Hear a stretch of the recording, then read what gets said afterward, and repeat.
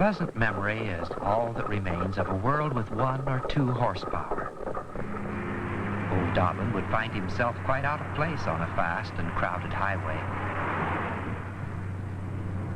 The iron horse was a modern marvel when Grandmother was a girl, but now...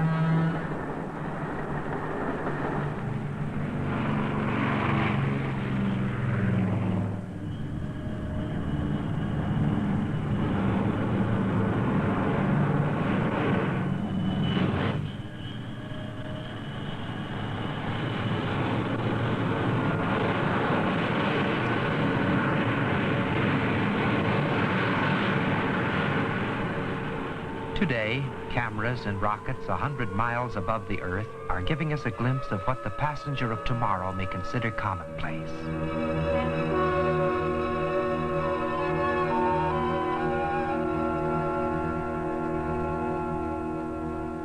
Well, this certainly is an age of progress, isn't it?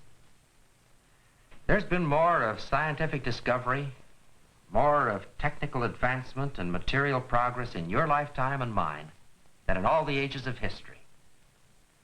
Invention has become the symbol of the age.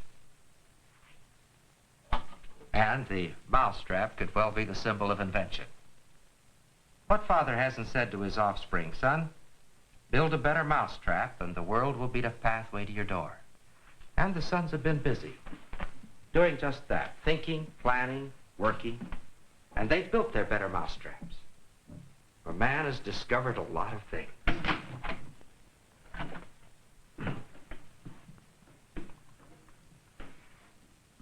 And yet, perhaps the most embarrassing discovery is the fact that regardless of what man may invent or devise, nature had it first. Traps? Why, there are literally millions of them.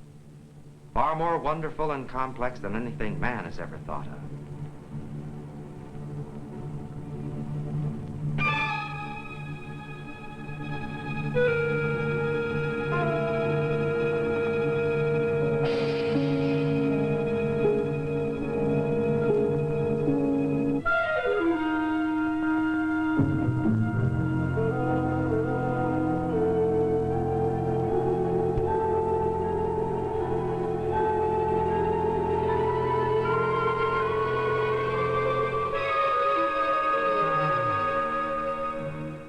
The similarity between a Venus flytrap and a bear trap is quite remarkable, isn't it?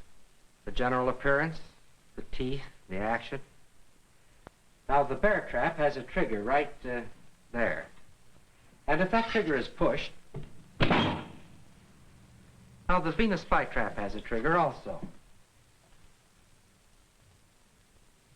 In fact, it has 6 of them. 3 on each side. But there's a difference.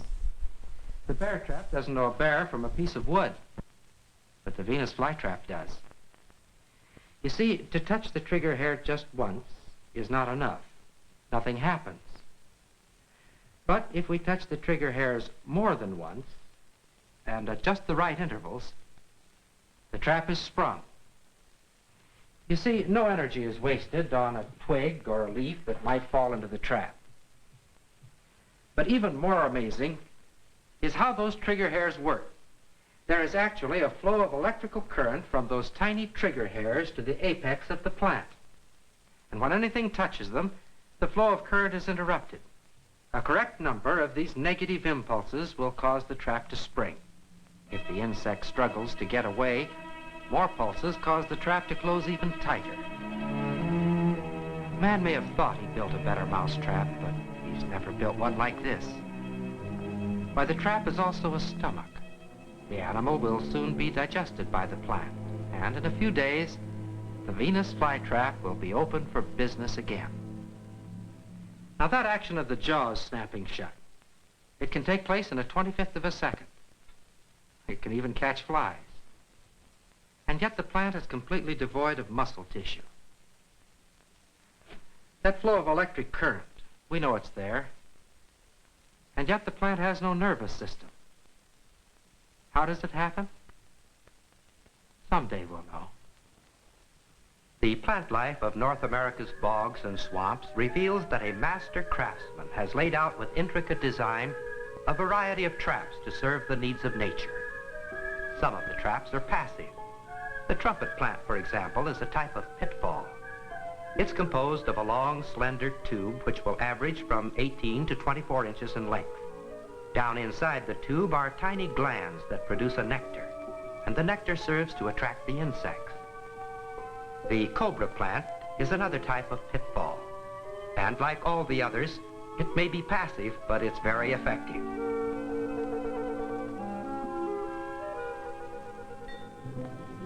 The hood of the plant is a maze of tiny windows. These appear to the trapped insects to be a way of escape. In a frustrated attempt for freedom, a false step usually occurs, and the insect adds to the daily mineral requirements of a carnivorous plant. Yet another type of pitfall is the pitcher plant. The shape of the leaves is responsible for its name. The leaves actually grow in such a manner that they form pitchers. Pitchers that are 6 to 8 inches deep and as much as 1 to 2 inches wide. Most of the pitfalls simply allow the prey to follow the line of least resistance.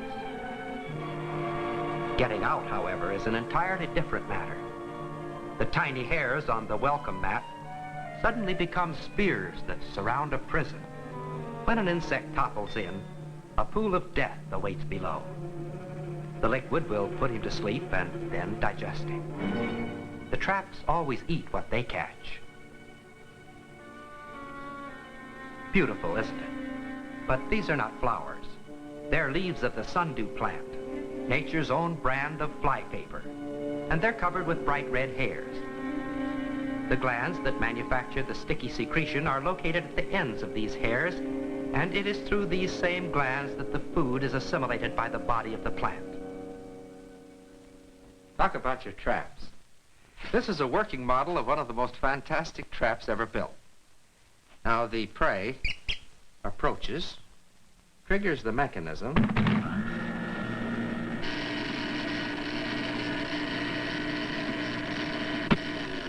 this trap even resets itself.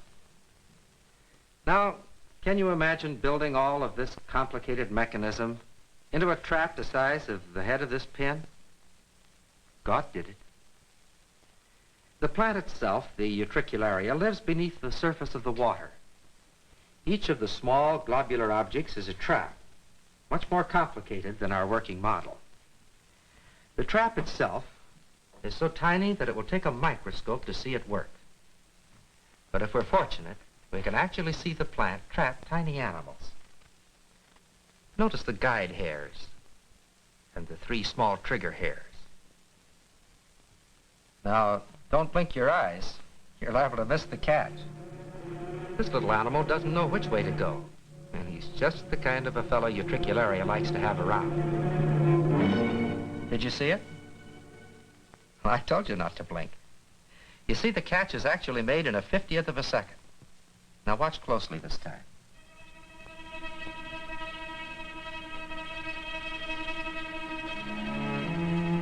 When the trigger hairs are bent, the trap is sprung.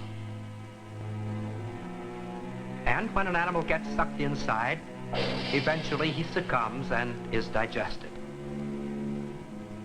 Even the utricularia sometimes overeats.